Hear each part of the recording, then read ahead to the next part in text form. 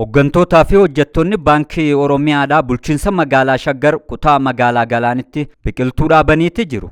Hojii raawwachiisaa olaanaan baankii Oromiyaadhaa obbo Tafarii Mokonnin hojiin ashaaraa magariisaa mooraa jiddugala leenjii goominaa fi konvenshinii bulchiinsa magaalaa Shaggar kutaa magaalaa Galaanitti adeemsifamee jiraachuu isaa ibseeti jira.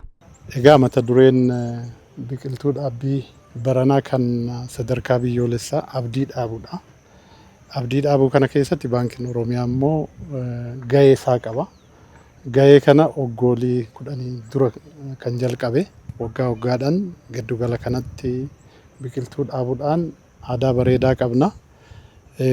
Akkuma qaama sagantaa biyyoolessaa nu illee biqiltuu dhaabicha irratti har'a akkuma argitan hojjettoonni maaneejmentiin boordiin akkasumas immoo maatiin hojjettoota keenyallee uummatni naannawa kanaallee irratti hirmaatee ture haala bareedaa kanaan sagantaa biqiltuu dhaabichaa magariisaa ashaaraa magariisaa kana gaggeessatii jirra jechuudha. Sagantaa dhaabbii biqiltuu ashaaraa magariisaa baankii Oromiyaatiin Shaggaritti adeemsifame kun ammoo sagantaa maatummaadhaa neetworkiingii fi sagantaa beeksisaa akkasumas ammoo sagantaa walitti hidhamiinsa baankii Oromiyaatii fi hawaasa isaa jidduu jiru daran cimsuu akka ta'e ibsameeti jira. Biqiltuu dhaabinsa kana nuyi waggaa 10 caalaa darbeera erga jalqabne waggaa waggaadhaani. Waggaa 7 wayitii as garuu asuma giddugala kanatti dhaabatee jirra. Kana qofa odoo hin ta'in baankiin keenya environmental social governance irratti illee of eeggannoo guddaa godha. Maal jechuudha? Liqaaleen inni kennu naannoodhaaf balaa akka hin taane of eeggannoodhaan hojjeta. Kun immoo aanteewwan keenya idilee addunyaa irratti kan jiran baankileen dhaabileen adda addaa hin jiru. Isaan wajjin illee walitti qindoofne to'i wal faana socho'u addunyaan tarsiimoo addunyaan ammoo hordoftu wal faana hordofaatii deemudha. Ofii keenya kan goonu qofa odoo hin ta'in paartinaroonni keenyallee maamiloonni keenyallee waan godhan xiyyeeffannoodhaan ilaalaa deemna jechuudha.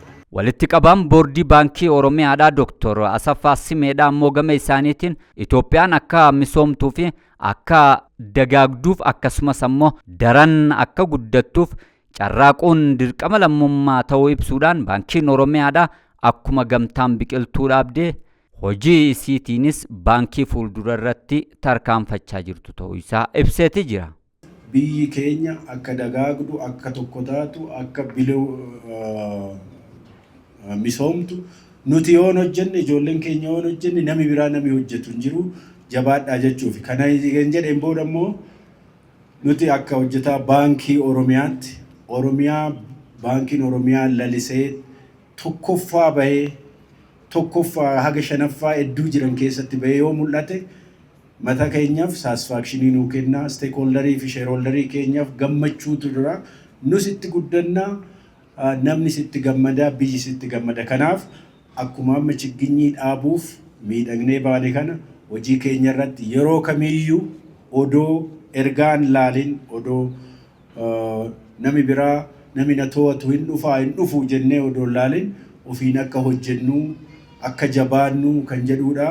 Adaraa sidiin jechuu fi dhaabuu qofa miti kunuunsuun immoo barbaachisaadha. It's a follow-up jechuudha. Kitittil monitoring and evaluation. That is what you have to do because dhaabanii deemuu miti. Hojii akkuma hojii hordofnu sana kanas hordofuun barbaachisaadha. Hawaasni naannichaa duula biqiltuu dhaabuu baankii Oromiyaa irratti hirmaataa turanis ammoo gama isaaniitiin Oromoon aadaa eegumsaa fi tajaajila akkasumas ammoo barsiifata kunuunsa biqiltootaa kan mataa isaa akka qabu yaadachiisuudhaan duulli ashaaraa magariisaa kun ammoo cimee akka itti fufuu qabu eeraniiti jiru. Biqiltuun safuu guddaa qaba. Oromoon duruu gaaddisatti wal araarsa. Gaaddisa jala taa'aniiti araarsanii manguddoo waadaadha jedhee waadaa walitti tumsiise sanii achi addaan galcha walitti araarseeto. Qiimii walitti hin qabatu.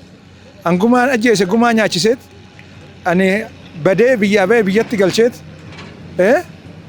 ani safuu malee karaarraa gore karaatti deebiseet akkasitti Oromoon sirritti waadaa guddaa qaba. Biitti kun immoo handhuura Oromooti biyya ja'an galaan. Biqiltuu dhaabuun dhaloota egereetiif waan gahaa fi waan gaarii bu'uura kan ta'e yoo ta'u ammas immoo waggaa waggaadhaan dhaloonni akka lubbuutti ilaalee dhaloota keenyaaf biqiltuun akka dhaabbatuuf waggaa waggaan akka hin daganne akka lubbuutti akka laalu biqiltuu ola deemu akka hin cabsine akka kunuunsu kana dubbachuudhaaf kanan barbaadu. Haala qilleensaa tirree sirreessaa biqiltuun kun immoo achumaan deebisee nyaata adda addaati kan ta'urree dhaabbataa jira. Erguma mootummaan keenya isaa kana dhaabuu qabee baay'ee qilleensirree tasgabbaa'ee roobas seeraan argachaa irra magariisni isaatis biyya alaatirree hawwisiisaa jira. Baankiin Oromiyaadhaa hojiiwwan eegumsa naannootii fi misooma magariisaa keessatti gara fuulduratti bal'inaan hojjechuudhaaf akka jirus ibseeti jira.